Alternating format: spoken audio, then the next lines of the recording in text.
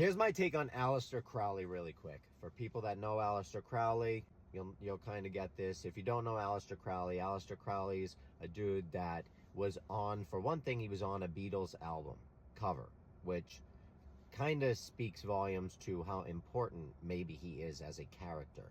All right. The second thing about Aleister Crowley is character would be the name for him. Now, he was allegedly high-level Freemason. However, it's been said that maybe he wasn't. He kind of infiltrated them. I don't really know. The story's weird. I'm just trying to skim over him real quick. He became friends with L. Ron Hubbard, who started a religion. Now, we can't forget that Aleister Crowley also started a religion called, I believe it was called Thelmaism or some, I don't know, some weird nonsense that never caught on. Now, what's funny about this is right after his religion did not catch on, and he allegedly, did a seance and spoke with some kind of an entity, and it gave him all this information, and this is where he came up with this religion. However, it didn't catch on, like I said.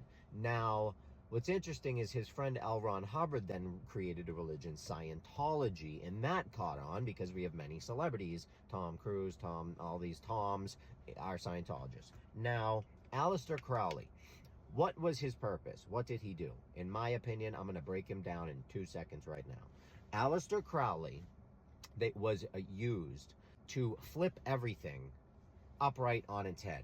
What do I mean? Here's what I mean. People at a certain point in our life were really following the rules of the Bible. They were following them. They were not doing things, they were not having sex until marriage, and they were not using drugs, and they were doing all of this stuff. They were being good little Christians and Catholics. Now, people began at a certain point in the early 1900s, and as it progressed, they began to start to not pay attention so much anymore. They began to start to have more fun and have more intercourse and do more drugs and do more things. And I think what happened was the controllers said, wait a minute, these people are not paying attention to the Bible. They're not doing their rules. They're not being good little boys and girls. What do we need to do? How do we need to control them? How do you control them? And I think somebody had a brilliant idea, and it's the saying, you'll know who I'm talking about by the saying, order out of chaos. I think they said, let's make some order out of chaos. How do we do this? Well, we take what we have and we make them abuse it. Like if you catch your kid smoking a cigarette, if you make that kid sit there and smoke that whole pack of cigarettes, there's a good chance he's never going to smoke another cigarette in his life, because he's probably going to get sick as a dog and feel horrible and never want to smoke a cigarette. Same idea. If you can't beat them with it. Okay? And that's what they did. So he flipped everything on its head. He made a very self-centered, his whole ideology is it's a satanic in nature. And what do I mean by that? I don't mean a man named Satan. I'm not talking about that. That's nonsense. I'm talking about satanic in nature, which in satanic in nature to me means living out of your lowest chakras, your lowest vibration, because you'll never ascend. That to me is satanic. You're never gonna ascend. Ascending is the only way to understand truth, to become better, to have a real true relationship with your creator. That's the only way to do it. And if you're constantly living out of these lower chakras, you're not gonna do that. And that is where sex is. Okay, that's where sex is. So this is what they made us do. They made us live in these areas, and if you're living in it, you can't get out. It's like it's like being in the deep end of a swimming pool.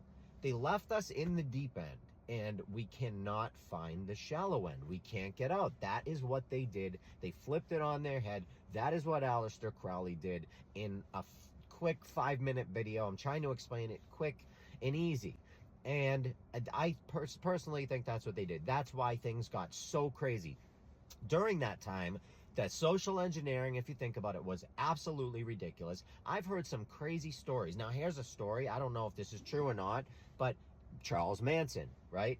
I heard that when he got released from jail, he ended up somewhere, and as soon as he got out, he got placed somewhere. Where did he get placed? Well, it was right next door to some building that was giving away acid for free. Just giving it away, handing it away. And Charles Manson was one of their first clients. Now, does that sound a little fishy to me? Like maybe he was planted there and given that stuff, and like, I mean, yeah, but is that just a story? Yeah, maybe it's not true. I don't know. But the social engineering during that time was just unreal when you look at it. And social engineering is a real thing. Why do styles change every decade? Is it because me or you make them change? No, the TV makes them change, okay? And that becomes very evident when you have TVs come into play in the 1900s. You just start to see the decades shift, and it's like that on the drop of a dime. It changes as the decade changes. That is done on purpose. It's social engineering. You can't do it any other way. I mean, how would that even be possible if it wasn't done like that? So start to understand. I wanted to explain though, what I thought Aleister Crowley did, what he was all about, and kind of what's going on with that. Because a lot of people know Aleister Crowley. They've heard of him. They know of him. They know what he may have done, but they're not sure. But look into him. He's an interesting character. If he's a real guy, I don't even know anymore, because the stories we get are nuts. But to be on a Beatles album and to be involved so heavily in social engineering, he's an important character, in my opinion. I love you all, and this is for entertainment purposes only.